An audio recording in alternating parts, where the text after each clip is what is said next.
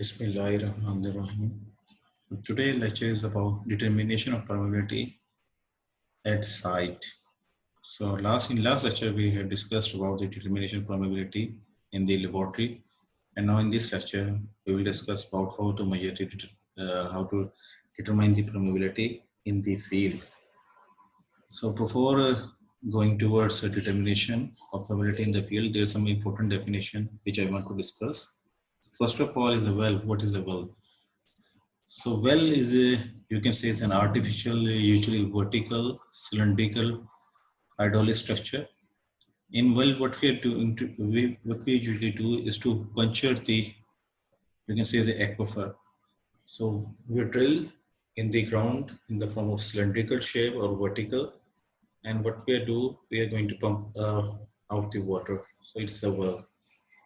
Aquifer is a pervious soil which holds the water.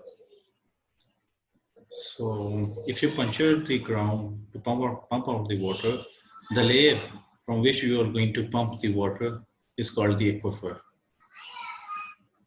Then we have unconfined well. So unconfined, it is clear from the word, the water is not in the confinement, it is unconfined shape.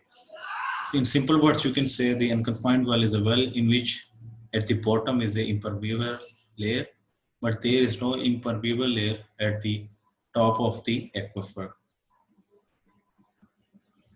For confined case, there is an impermeable area at the bottom and also at the impermeable area at the top of the aquifer. So if you puncture such soil, if you want to puncture, or if you want to go to the aquifer after puncturing the impermeable layer, then enter into the water bearing stratum, the water level will rise. So in case of artesian well, the water pressure rises under pressure to a considerable height above the ceiling of the stratum. I will explain in coming slides in the form of figures, so it will be better understandable. In simple words, you can say that for unconfined well case, the water is at the atmospheric pressure, but for the confined well case, water is at some pressure. So if you puncture such, if you want to drill such well, the water table will rise. Water rises when you puncture the well. And then radial flow. A radial flow is one where the direction of flow at every point is towards or some point on the axis of the symmetry of the well system. So well calculation or well determination of the permeability for the unconfined well or for the confined well, which uses the concept of radial. I will explain you in the coming slide about it.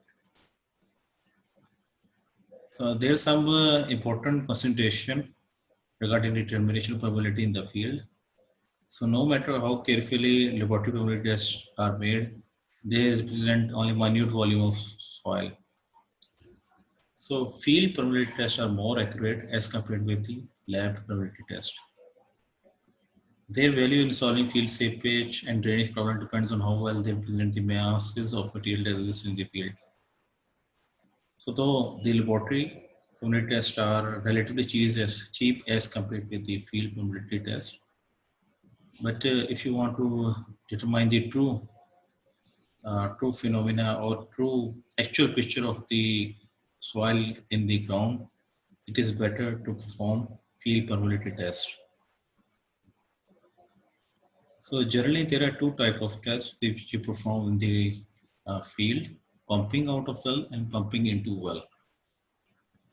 So pumping out as word is clear from the word that water is going to pump out from the well, and for pumping in, water is injected into the well.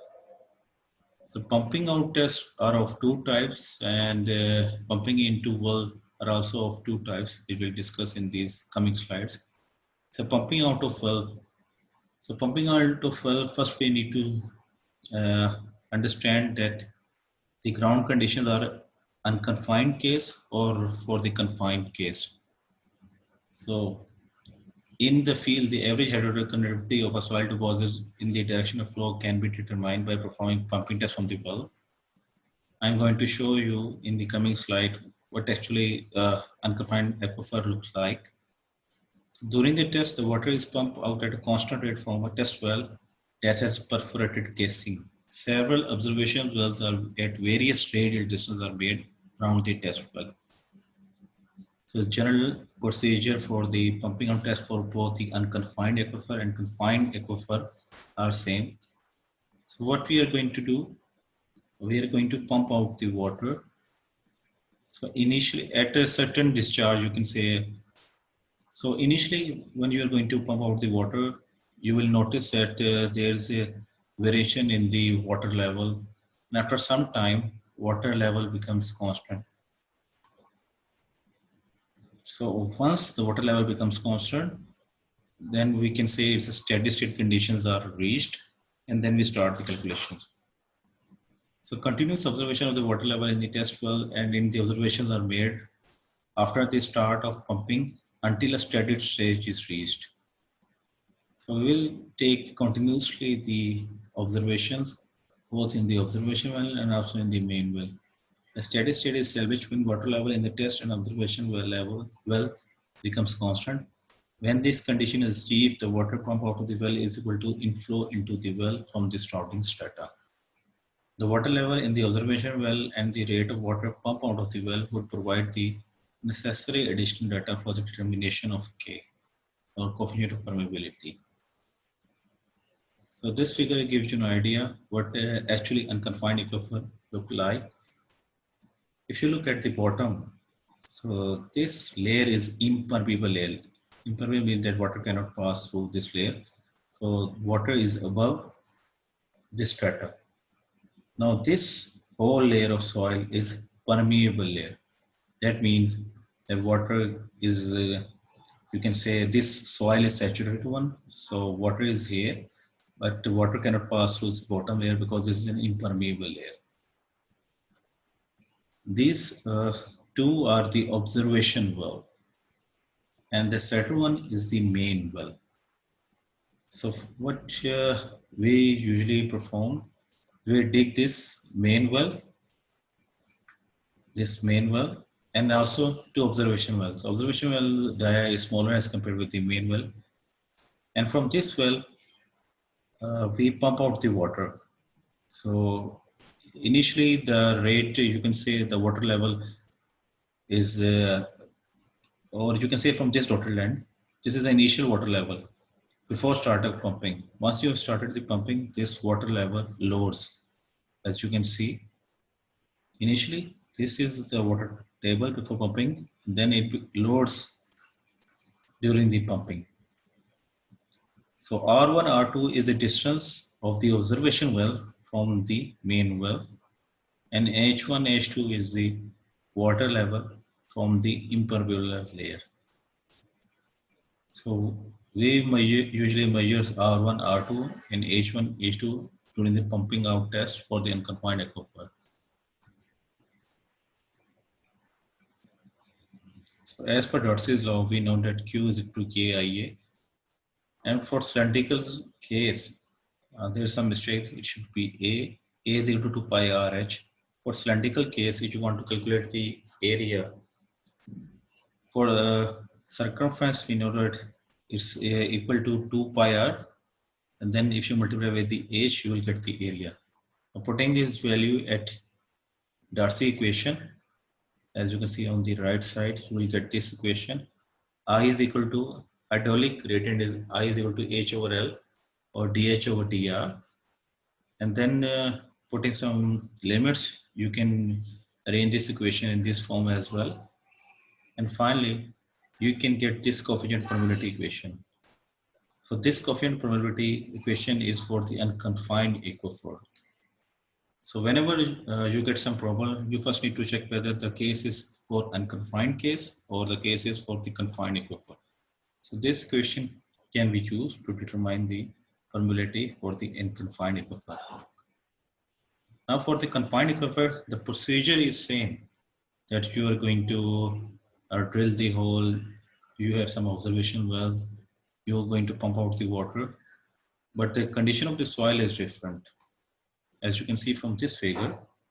Now if you look at this figure, this light color is permeable layer, and at the top and the bottom is the impermeable layer. So water here is in the confined situation. So this is before pumping water. So once you drill the hole, or once you puncture the hole and reaches to the the water bearing stratum, you will experience the water rises. This is because the water is under confined case and water is under some pressure. Other observation are same R1, R2, H1, H2, and using this height, using the equation I'm going to show you in the next slide, you can calculate the permeability for the confined aquifer. And one thing you have noticed a difference between the confined case and unconfined case, that H1, H2 for the observation height is measured from the water level after the pumping. But for the unconfined case, we have measured H1, H2 from the impermeable layer. So this is just a difference in these two cases. And the formula to calculate the coefficient permeability for the confined aquifer, as you can see from this, using this equation, you can calculate the coefficient permeability for the confined case. Now, second type of test is the pumping in test. So here I will give you some basic introduction about the pumping test, not in much detail. So pumping in, as the word is clear, we are going to pump in the water. Okay, so pumping in tests are also of two types. One is the open end test, another one is the packed test. So in an open test, the water flow was of the test all through its bottom end, whereas in packer test, the water flow out through the side of the section of the hole enclosed between the packers. So difference between the open end test and packer test is that at the bottom of the test hole, for the packer test, we have the packers, and for the open end test, there are no packers. So the volume of the coefficient permeability is obtained from the quantity of water accepted by the hole.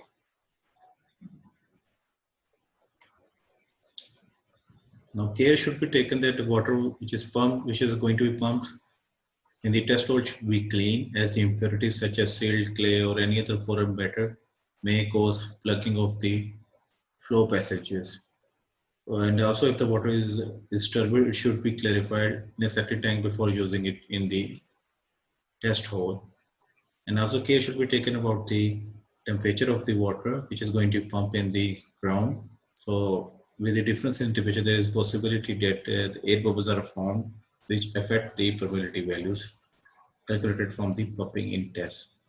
So this is the basic information about the test, pumping in test, which can be performed in the ground. Here are some of the examples which for your practice, you can calculate the permeability. For example, for this case, the problem is about for the unconfined flow. Unconfined flow. You can see at the bottom there is only one impermeable layer, and then this one is the aquifer, is the saturated soil. Second problem is about for the confined flow. You can see at the bottom there is an impervious stratum, then there is a aquifer, and then there is again impervious stratum. So this case is the confined case. So you can even calculate the permeability value for these two cases. Till for the second coming lecture, till then, thank you so much.